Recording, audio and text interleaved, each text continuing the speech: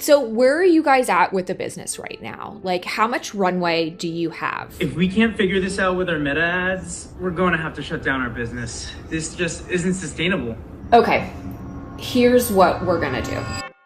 So I had a call exactly like this a few months ago, and I'm going to show you everything that we did to transform this brand's results. Some of it is going to be really easy, as simple as clicking a single button in Ads Manager, but some of it is going to be a little bit more strategic. You might have to change some things in your business to make it work. But if you have an e-commerce brand in 2025, this is the new blueprint for survival. I've talked to hundreds of 8- and 9-figure brands this year, and the ones that were doing really well had these 4 things dangerously dialed in. And the last one is most important. I actually have not heard a lot of people talking about this recently. Number 1, we're going to go over the new Meta Ads account structure. So within the next 60 seconds, I'm actually going to show you my new go-to structure for scaling and testing on Meta Ads. And in fact, this brand actually did not have this structure. And once we implement it, it really helped turn things around. And I will say, I did just make this video a few months ago. And yeah, Meta made some new updates. This is already outdated. So what you need to know is this: ASC campaigns don't really exist anymore. And as a result, Ads Manager actually absorbed Advantage Plus as the default option for all of their sales campaigns. So even just a few months ago, we used to have manual campaigns, which included CBO and ABO, and then we also had Advantage Plus shopping campaigns. Now we can still choose whether or not to use CBO or ABO, but the Advantage Plus machine learning is powering both of those things. Now, with that said, you can still do a fully manual campaign without using any of the Advantage Plus extra juice, but to be honest, I don't recommend doing that. So what I do recommend as a structure is this. It's going to be a 2-campaign base structure. You're going to have 1 testing campaign, and I really do prefer to use ABO these days because I find that you're able to quickly test, figure out which ones are winners, and scale up a lot more quickly. Now,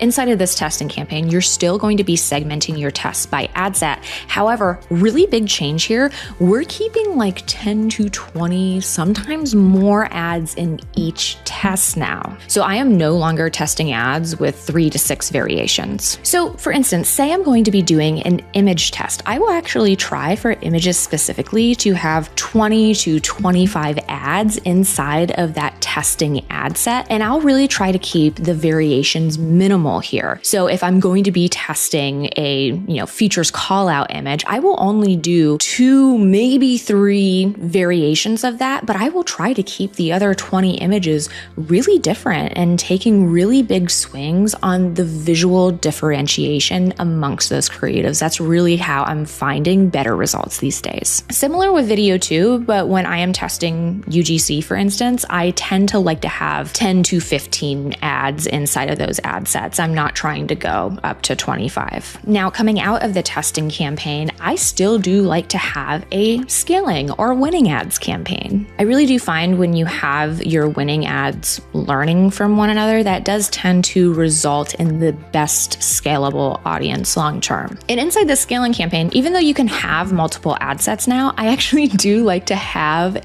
just 1 ad set where I am putting all of the top performing creatives in there. Sometimes, we'll start off with 1 to 2 creatives that are winning for a new brand, for instance, but then we'll go up to more than 50 ads at any given time. The thing that I've been testing now is having a new campaign for each winning product or specific offer. I'm really curious to hear if you guys are doing that differently, if you're putting that in the same scaling campaign. I like to keep it separate for now so that I can sort of faux manufacture the old ASC campaigns. Let me know if you have questions about that. Happy to answer in the comments. Now, number 2, you need to build your brand with LTV and AOV in mind. And I'm going to have some really cool examples here to show you, so be sure to stay locked in on this one. So a lot of brands, including this brand, were really concerned about their CPCs and CPMs, and they thought that if they were just able to make better creative, that those things would magically go down. Well, here's the thing, that's not how it works. CPM is largely a function of the industry. So even if you do get the best creative in the world, that doesn't mean that the algorithm is going to reward you with significantly lower CPMs. Especially if you're advertising in the USA, you candidly do not have a shot in hell at having a sustainable business that uses meta ads as the main lever unless you are getting people to buy your products multiple times and you have enough budget to actually acquire the best customers possible. So every time I'm about to work with a brand, I actually do this specific analysis. Number one, are the products inherently problem solution oriented? If the answer is yes, that's a good thing because it's going to be a lot quicker to acquire people from a meta ad if your product or service is immediately solving a pain point. The second thing that I try to determine is, okay, if these products are problem solution oriented, is it possible to create a more strategic bundle of products so that we can increase the AOV? And then, is there high LTV potential, aka repeat purchasers? If I can answer yes to all of these things, that's when I get really excited about working with a brand. Now, when conducting this research, I love using Particle to figure out what bundles and product mixes are actually selling for brands. Here you can see real-time sales data for some of the top brands in D2C. Particle is a longtime friend of this channel. They are also sponsoring this video, so I actually wanted to show you behind the scenes on some of the great bundles that are moving the needle for some of our favorite brands. For instance, Rode by Hailey Bieber, getting a lot of great press on that acquisition they had recently, but you can actually see in Particle that 4 of the 5 best-selling products are all bundles. Glossier had a really similar story. 2 of their 3 best-selling products are also bundles. Mudwater was a really interesting one for me. Here you can see that 3 of the top 5 best-selling products they have are either driving better LTV or that better AOV. Bloom was another one. Top product is a bundle. And then Hexclad, we can also see those 2 bundles really moving a lot of product for them. Now, Particle is going to be giving you guys a free 14-day trial through this channel. I highly recommend checking it out. And yes, I have access to some of these brands' Shopify, and I can tell you that the data is incredibly accurate. All right, now let's move on to number 3. Partnership ads. So I know that if a brand is running significant spend on Meta and they are not leaning into partnership ads, then they are playing Meta ads on hard mode. And I'm also going to show you guys several ways to test this out for free. This is a really common objection that I hear about partnership ads, that it's too expensive to work with creators. It's not. There are several ways you can try it without creators or creators for free.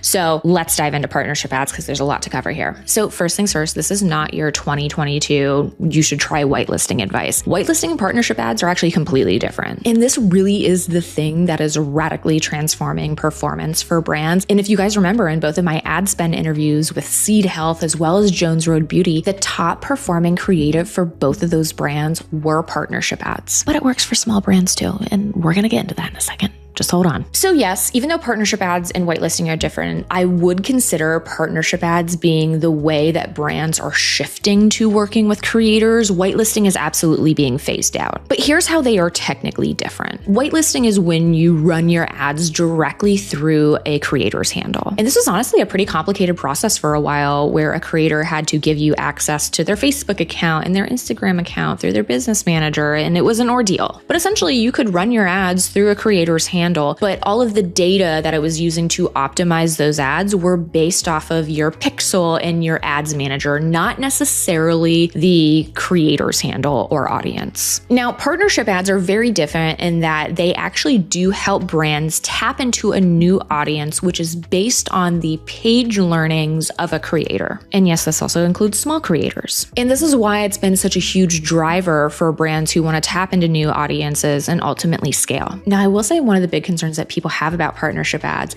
is that they think they look like this and have in partnership with. And what's actually interesting is you can still do partnership ads, but just run it through the creator handle. So when a user or someone on Instagram or Facebook is scrolling through their feed, it's going to show up exactly how a whitelisted piece of creative would, but it's just a lot easier to set up. Now, I have seen drastic improved performance just by using partnership ads recently. And I actually typically allow the algorithm to decide how it shows up uniquely for each user. And of course, doing this with creators should be the goal. This absolutely should be the thing that you're investing in and testing out. But if you want to try out partnership ads for free, here are a few ways that you can do it before you go all in. Number one, founder ads. Take your founder's Instagram handle and do partnership ads with that handle. This is something that I've tested and seen a lot of success from even within the last month. And something that I actually found out that was a real perk of partnership ads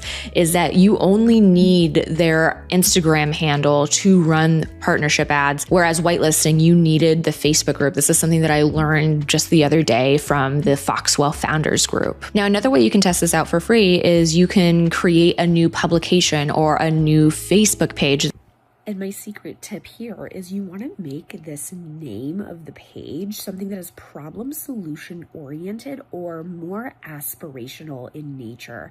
I found that if you're able to do one of these two things, it really adds a lot of helpful additional context for the user and honestly makes them way more likely to click and convert if you're making sure that it's meeting one of those two things. And number three, which is also going to lead us to number four, is by using partnership ads with your in-house creators' handles. Which brings us to number four. Let's talk about in-house creators. This is one of the biggest trends that I've seen with creative teams, and it's the number one growth lever that I am suggesting for brands of all sizes right now. Because the thing that I've seen with brands that really struggle with creative production versus the ones that don't is because they have creators in-house or they have creators on retainer. So instead of reaching out to different creators month after month and going through this long, arduous process of negotiating with different creators and going on different platforms,